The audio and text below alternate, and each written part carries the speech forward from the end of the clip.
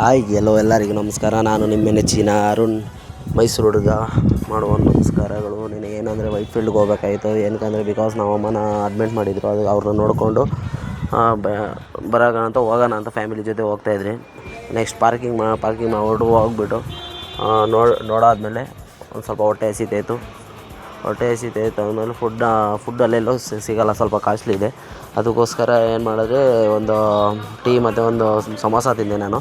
Next ಅದಾದಮೇಲೆ ತಿರ್ಗಾ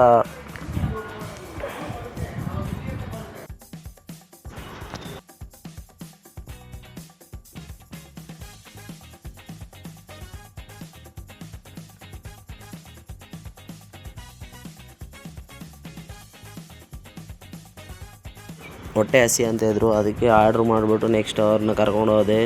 ಸಾಕಮ್ಮ ಅಂತ ಕೇಳಿದೆ. ಊಟ ಸಾಕು ನನಗೆ, ಇದು ತಿಂತೀನಿ ಅಂತ ಹೇಳಿದ್ಲು.